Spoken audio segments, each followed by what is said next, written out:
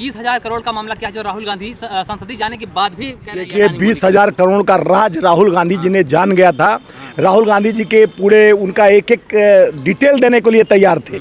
इसीलिए तो संसद भवन में राहुल गांधी जी ने ओम बिरला को चिट्ठी लिखा था कि हमसे माफ़ी मंगवाने के पहले देश के 140 करोड़ जनता से प्रधानमंत्री को माफ़ी घोटाले का मांगना पड़ेगा। केजरीवाल भी देखे होंगे, बोलेंगे देश का सबसे भ्रष्ट प्रधानमंत्री, सबसे भ्रष्ट प्रधानमंत्री, सबसे कम पढ़ा लिखा प्रधानमंत्री जो अभी बैठा है, जिसको ये भी देश के लोकतांत्रिक व्यवस्था का भी पता नहीं है कि संविधान हो जाएगी आपकी। अरे गिरफ्तारी और फांसी से मैं डरने वाला नहीं। मैं गांधी का सिपाही हूँ और गांधी के साथ हमारा जीवन जो है चलने के लिए एक एक सांस गांधी के साथ चलेगा। राहुल गांधी जी हमारे नेता हैं। राहुल गांधी जी का सेना इतना कमजोर नहीं है जो गिद्दड़ भक्ति से डर सके।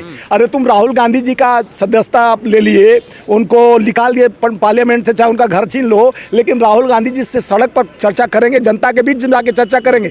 20,000 करोड़ पीएम केयर फंड का पैसा अभी तक कहाँ गया, ये भी अभी तक प्रधानमंत्री नहीं बता रहे हैं। पीएम केयर फंड का पैसा वो कहाँ लगा है, किधर गया है। कोरोना काल में 609 नंबर वाला विश्व के दूसरे स्थान पर पहुंच जाता है। एक घोटाला कहाँ से हुआ, जेपीसी मांग करते करते सारे संसद, आज देखे होंगे किस तरह से सारे संसद विपक्ष मिलकर एक काला दिवस के रूप से प्रधानमंत्री को बताया कि जिस तरह से काल चक्र की काला चक्र चल रहा है, जो इस लोकतंत्र की हत्या कर, ये 75वां अमृत काल नहीं, अमृत के साथ 20 पिया जा रहा है, विपक्ष को 20 काल में ले जा रहा है। जिस तरह का प्रधानमंत्री देश का बोले थे चाणक्य, जिस देश का प्रधानमंत्री व्यापारी होगा वो जनता भिखारी होगा।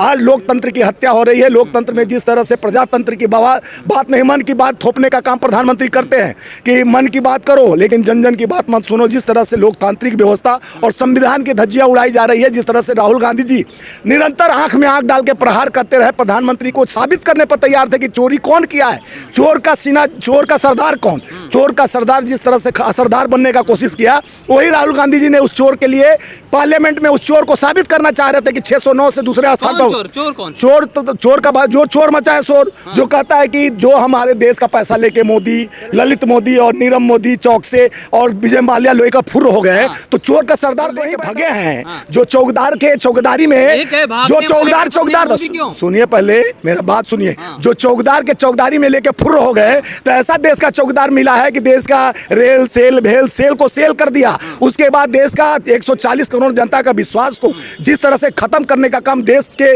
उस युवाओं का जिस तरह से भविष्य को दांव पे लगा दिया, 2 करोड़ नौकरी 15 लाख खाते में आकर जिस तरह से जुमला का दुकान खोला।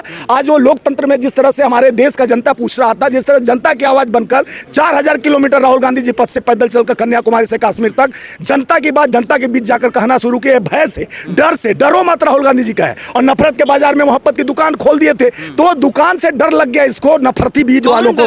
मोदी डर गया, मोदी डर, अरे सिकुड़ के 3 इंच का हो गया यार, नाप लो, इंची टेप जाकर नाप क्या हो मोदी का। मोदी के बाद औकात नहीं रह गया आंख में आंख डाल बात करने के लिए। जो मोदी कायर है, मोदी कायर है, कायर है, कायर है। आपके चैनल के माध्यम से बता रहा हूं कि मोदी जैसा डरपोक कायर नहीं होगा, पीठ पीछे वार करता है। शेर है तो आंख में आंख डाल के बात कर। जनता क्या लोकतंत्र का मंदिर है, लोकतंत्र का मंदिर संविधान का दायरे में रहकर लोकतंत्र का मंदिर क्या है। हमारा जो संसद चुन के भेजे जाते हैं, संसद में गरीबों का, आम आवाम, किसान, मजदूर, युवाओं की बात रखने के लिए, यहाँ तो गरीबों को और गरीब करने जा रहा है। एक जिस तरह से एजेंट, मैं प्रधानमंत्री चुना था, बार बार आपके चैनल से कहता हूँ, प्रधानमंत्री चुना था, देश एक पूंजीपति का एजेंट नहीं चुना था। मोदी जी जिस तरह से ऑस्ट्रेलिया जाते हैं, कोयला दिलवा देते हैं, इजराइल जाते हैं, रक्षा सौदा दिलवाते हैं, बांग्लादेश, श्रीलंका जाके पावर का काम प्लांट दिलवा देते हैं, तो एजेंट का काम प्रधानमंत्री जहाज में बैठा बैठा अडानी को ले गए। और 20,000 करोड़ का जो चोर महा घोटाला हुआ है, जो महा घोटाला का राज राहुल जी जानते हैं। बार बार सड़क से लेकर संसद राहुल जी का एक ही मांग, राहुल जी तो बताने के लिए संसद में टाइम मांगे थे, लेकिन इतने डरपोक निकलेगा प्रधानमंत्री कार्य निकलेगा, जो हमारे राहुल जी को संसदीय सदस्यता से हटाने के लिए षड्यंत्र करके निकाला गया।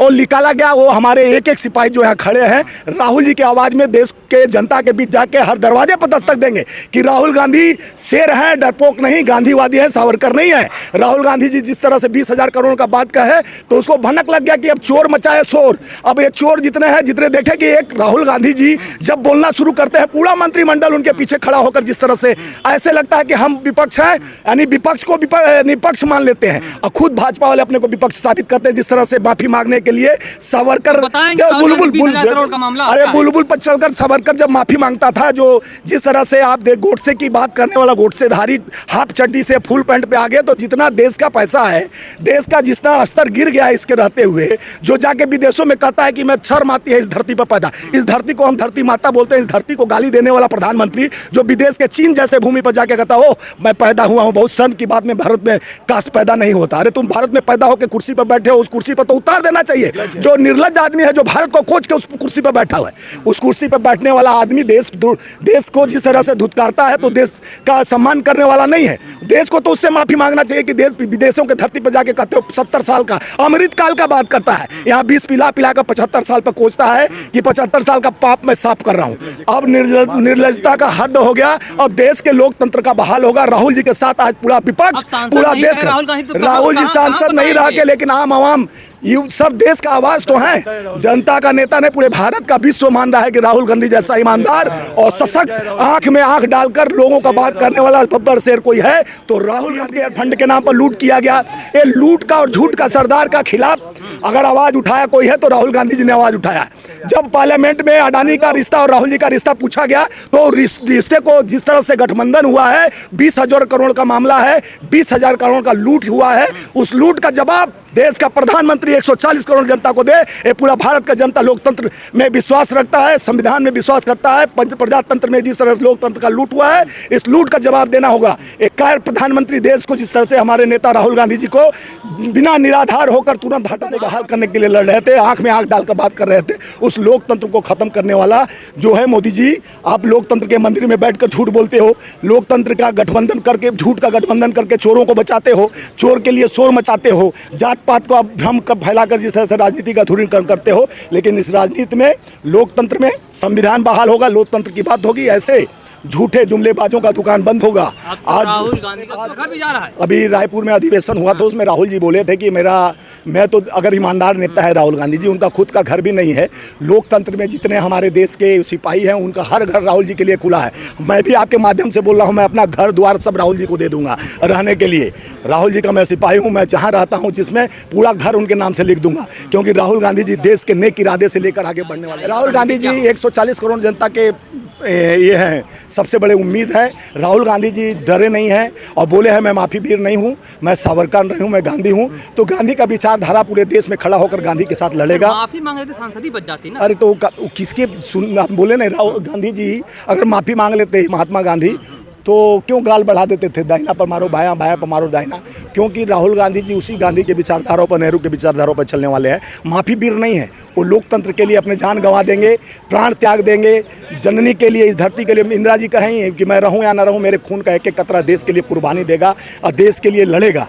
तो वो काम हमारे राहुल गांधी जी इंदिरा गांधी के पोते राजीव जी के बेटे हैं। उनको ऐसे सावरकर के औलाद और गोडसे के विचारधाराओं से माफी मांगने के लिए राहुल जी पैदा नहीं लिए हैं। राहुल तो आम आवाम, किसान, नौजवान सबके बात के लिए पैदा लिए। जब देश के अंदर मोदी है तो मुमकिन है कि नारे लगते हैं, जब कहते हैं आएगा तो मोदी, तो ऐसे हालात में क्या बीजेपी अब जनता समझ पाएंगे? बीजेपी अब बीजेपी का बुरा दिन आ गया है। बीजेपी वापस जाने वाली है, क्योंकि लोकतंत्र में संविधान बहाल होने जा रहा है। देश देख रहा था अभी तक कि क्या न्यायपालिका को तुम अपना यूज कर रहे हो, सीबीआई, ईडी, इनकम टैक्स, अब न्यायपालिका भी उसके साठगांठ में आ जाएगा, ऐसा नहीं लग रहा था। आज राहुल गांधी पर जिस तरह से टारगेट बनाया गया, देश की जनता का आवाज़ रोकने का कोशिश किया गया। अब लोकतंत्र में, लोकतंत्र बहाल होकर संविधान की रक्षा के लिए राहुल गांधी जी कमर कस लिए हैं। उनके साथ वो जो दिख रहे हैं तमाम हमारे देश के 140 करोड़ और युवाओं, खास करके किसान, नौजवान, सब लड़ने के लिए राहुल गांधी जी के जज्बात के साथ, उम्मीदों के साथ राहुल जी का साथ देकर इस दमनकारी सरकार के खिलाफ अपना मुहिम चालू करेंगे। और देश में 24 में कांग्रेस की सत्ता बहाल होगी और आम आवाम, किसान, नौजवान की बात होगी। इस भ्रम में न रहे भाजपा कि हम गलत नीतियों के साथ कांग्रेस की नीति को खराब करें। 138 साल पुरानी पार्टी है, संविधान से हम चलते हैं, लोकतंत्र की व्यवस्था से चलते हैं। संविधान को तार तार कर आप आगे नहीं बढ़ सकते।